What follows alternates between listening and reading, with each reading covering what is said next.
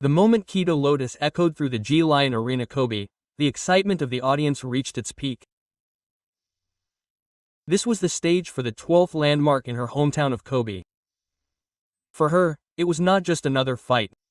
She was carrying the expectations of her hometown, the cheers of her fans, and a promise to herself. Her opponent was a skilled Korean competitor, Ibomi, who was preparing to compete in MMA. As soon as the gong sounded, the two of them turned to look at each other. A tense atmosphere enveloped the entire arena. Keto attacked from the beginning. As if exploding with emotion, she unleashed a series of right straights and left high kicks. Not to be outdone, Ibomi stepped forward and threw sharp counters. Neither of them backed down an inch. It was truly a clash of souls. The crowd's excitement resounded. Gates' sword caught Ibomi's cheek. But the next moment, Ibomi's right hook blew Keto's mouthpiece off. The arena erupted in laughter. The seconds shouted. She told him to calm down and keep his distance, but Keto kept moving forward. There was no sense of familiarity. There was no option to run away at this moment, fighting in their hometown. In the second round, Keto's movements were a little stiff. She herself reflected that she was too pure, but the fire in the depths of her eyes did not disappear. Another left high kick exploded. A chorus of Keto's cheers erupted from the audience. Ibomi did not stop either. She closed in with a flurry of punches. A mark appeared under her right eye. She breathed heavily. Still, she smiled amidst the pain. It was the mark of a warrior. The final round, the deciding 3 minutes, Ibomi lunged in as the bell rang. Keto strengthened her defense, but looked at the tree and swung her left fist. They exchanged blows, and it was a fierce battle where either could have fallen. The corner of Keto's left eye was cut and a knot ran down her cheek, but she did not stop. She spoke with her fists. She fought with the determination to stand on her feet. The audience stood up and cheered. The air in Kobe shook. The bell sounded to end the match. The two embraced and praised each other's efforts.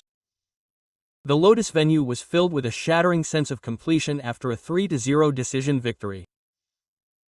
But the smile of the goddess of victory was not a complete happiness for her. Blue was still wet on the corner of her left eye at the post-match press conference. Keto sat down in her chair and spoke quietly. I feel so sorry that the local kids came to watch me fight a match that I didn't deserve. There was a tremor in her voice. I had been told that I was too innocent since the warm-up, and I didn't realize it myself, but I had been thinking of getting involved with the top people, but today's match was a far cry. Tears glistened in her eyes. The tears of a fighter. They were not tears of defeat, but tears of regret for herself. She was strong-willed in the ring, but inside she was always pushing herself and aiming higher than anyone else. Despite her victory in her hometown, she couldn't smile. That night, the queen, Sawanari, left a comment. I thought she still had a long way to go. She's not at the level of a challenger. She's at the level of being able to become a champion at Deep Jewels. They were harsh words. But they were also loving words spoken by a true champion. It's not an easy world if you aim for the top. Keto will keep those words in her heart. She knows better than anyone that frustration can be the motivation to speak the next word. Looking back on the match, Ibomi's third round was the highlight. No matter how much she attacked, her opponent wouldn't go down. No matter how much she punched, her opponent kept coming forward. The time it took to secure victory felt like an eternity. But Keto had certainly grown during that time. The timing of her punches, the way she kept her distance, and above all, the strength of her resolve were different. In the audience were Kyoto's family, friends, and local fans. When she waved from the ring, she could be seen shedding tears. Everyone was proud of her efforts. The applause that echoed through the Kobe sky was an emotion that went beyond victory or defeat. Keto's journey is still in progress. Even after winning consecutive matches against Raito, she herself is not satisfied. Rather, she sees this match as a stepping stone. She will come back stronger next time. In those words, the fans saw the future.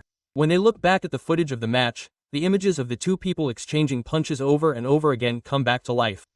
The heavy breathing, the sweat dripping, and the determination that dwells in the pain. The essence of MMA was there. There was more pride than fear in the Keto incident. Her only reason to fight was to surpass herself, and her tenacity was impressive. Her attitude of continuing to attack until the end without being knocked down touched the hearts of the audience. She too was a warrior. But the light that remained in the ring that night was Keto's. That light was not perfect. It was scarred, unstable, and sometimes wavering. But it was still beautiful. Kaoru Terada. Her name shines with pain. The stage of the next fight is a series of challenges for her. Izawa's back is still far away, but that is precisely why it is so far away, and it is worth pursuing. The lessons she learned in this match will lead her to the next stage. Her tears of regret will become the fuel for her next victory. The moment she bowed deeply in the center of the ring that night in Kobe, the audience responded with applause. The sound was as if they were saying, "Welcome back." A fighter who smiles whether she wins or loses is truly strong. Keto Terada's battle of spirits will continue. Beyond her lies not only the championship belt, but a future beyond her own. And when she steps into the ring again, the tears she shed today will surely have turned into a smile. Until the day when a girl from Kobe shines in the world's ring.